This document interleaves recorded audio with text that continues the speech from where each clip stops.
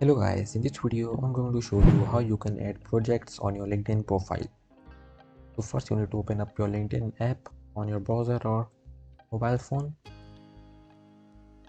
and then here you need to click on profile, and here you will see add profile section. You need to click on it, and then here you need to click on additional. This will open up the drop down, and here you will see add projects button.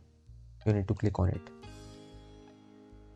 Here you need to write your project name, and then if you are currently working on this project, checkbox this, and then here you need to enter your start date, and here you can add creators that worked with this project, and then here you need to choose the project that is associated with, and these options are that are currently listed on your profile.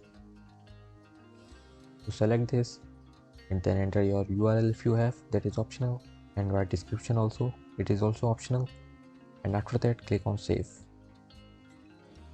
And now if I refresh my page and I will scroll down, and there you go, you can see the projects section has been added to my LinkedIn profile. So I hope you found this video useful. Please hit the like button and don't forget to subscribe to our channel. And thank you for watching.